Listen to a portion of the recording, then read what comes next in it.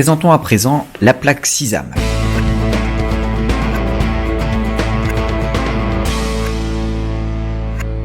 La plaque SISAM, dite aussi la pizza, se présente sous cette forme-là. C'est un solide heptagonal, donc avec 7 côtés et pour lesquels vous avez plusieurs endroits qui sont intéressants. Déjà, l'alimentation. Donc, pour alimenter votre plaque SISAM, vous devez vous assurer qu'il y a à la fois l'alimentation branchée sur une prise et la prise USB branchée sur l'ordinateur. Si la plaque SISAM n'est pas branchée sur l'ordinateur, le petit bouton ici ne s'allume pas et vous n'avez pas d'alimentation et ça ne peut pas fonctionner. Ensuite, vous avez un premier bloc qui est marqué alimentation avec -12, +5, +12, donc ça vous permet d'avoir des alimentations constantes. Typiquement, si vous voulez alimenter un petit accéléromètre que vous avez ici, il vous faut mettre le +5 volts sur le +5, jamais sur le +12, et la masse sur la masse. Et donc là, vous avez alimenté votre accélérateur. Après, vous voulez faire des mesures et pour ça, vous avez toutes les entrées analogiques qui sont tous les canaux 0, 1, 2 et 3 qui sont ici, donc numérotés de EA0 à EA7. Donc on se branche par exemple sur EA0 et on peut regarder sur la TIS Pro. Pour pouvoir l'utiliser, il faut se placer au niveau de EA0 ici, cliquer là. Et maintenant, vous avez le signal qui va être enregistré. La question, c'est de savoir combien de temps vous voulez l'enregistrer. Alors là, comme j'ai un accéléromètre que je vais le bouger à la main, je veux que ce soit par exemple sur 5 secondes. Et il a mis 1000 points par défaut, c'est plutôt pas mal. Donc on va faire l'acquisition. Donc pour faire l'acquisition, vous pouvez appuyer sur le bouton acquisition ou alors appuyer sur F10. Donc quand on fait l'acquisition, vous avez ici l'accéléromètre qui bouge pas et donc une valeur qui va être constante. Si je refais une acquisition et que cette fois-ci je fais bouger l'accéléromètre, vous voyez qu'il y a des oscillations qui sont reliées à la manière dont je fais bouger l'accéléromètre. Alors intéressant pour essayer de calibrer votre accéléromètre, comme il se mesure par rapport à l'accélération de la pesanteur, si on le prend comme ça et qu'on le tourne, on change la valeur de l'accélération en mettant 2 paliers et la mesure de ces paliers, si on fait ici un clic droit et ensuite un calibrage, la mesure de ces 2 paliers, donc là pareil, je peux utiliser le réticule pour faire la mesure, je suis à 1,953 volts d'un côté et 1,315 de l'autre, et donc la différence entre ces deux-là correspond à une accélération de 2G, et ce qui permet de calculer qu'on a à peu près 0,3 volts pour 1G, donc 0,03 volts par mètre seconde moins 2.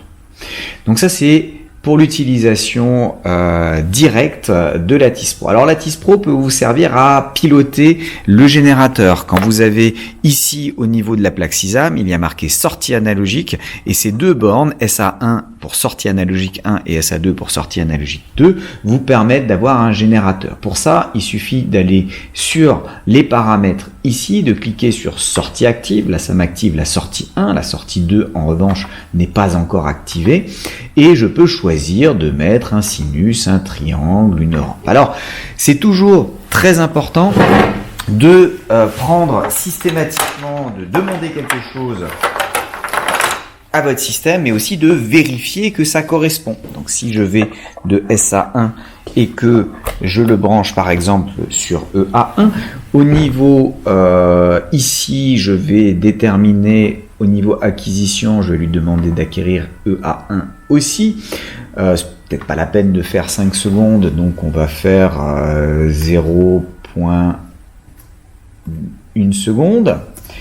Et sur cette 0,1 seconde, dans mon générateur, une fréquence de 1000, alors je vais plutôt prendre une fréquence de 100 Hz, donc j'aurai 10 rampes dans mes 0,1 secondes, et donc si maintenant je fais l'acquisition, vous voyez l'acquisition au niveau des rampes. Alors remarquez que quand je refais l'acquisition, ça bouge, puisque le déclenchement, comme pour l'oscilloscope, le déclenchement se fait de manière aléatoire. Si je veux un déclenchement correct, il faut que je me mette en mode déclenchement ici.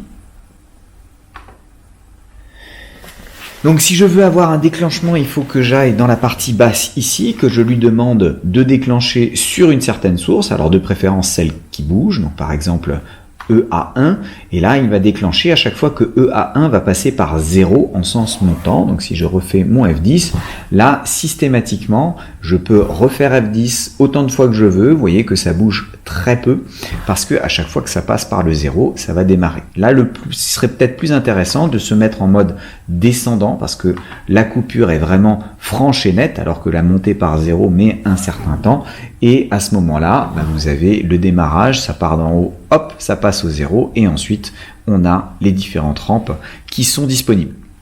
Et donc tout ça en faisant votre branchement directement à ce niveau-là.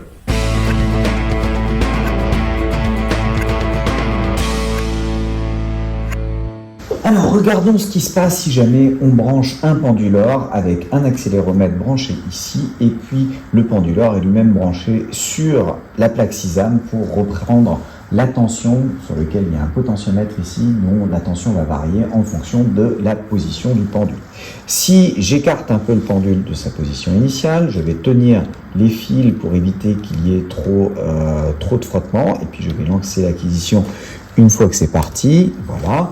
Donc là, vous avez l'acquisition qui se fait et vous avez l'évolution de la tension qui se mesure sur le penduleur. Et on peut maintenant regarder en faisant un calibrage.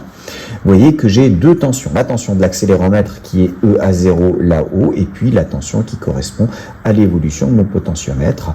On a une évolution d'accélération qui est 2 fois plus importante parce que l'accélération ici mesure globalement le Rθ point carré alors que là j'ai l'évolution directe de θ. Donc pourquoi est-ce que ça peut être intéressant ces trucs-là? Parce qu'on peut se mettre dans la feuille de calcul avec F3 en cherchant dans traitement feuille de calcul et dans cette feuille de calcul on peut faire tout un tas de calculs. Donc on peut définir une nouvelle valeur par exemple en disant que l'angle θ va être relié à la courbe EA0.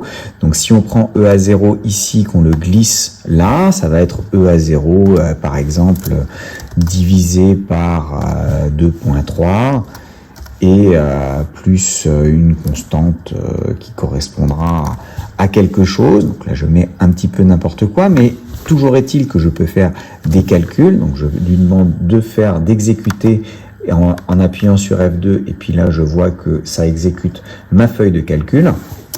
Si je continue, ce qui est intéressant, c'est que je peux calculer θ point en disant que c'est la dérivée de θ.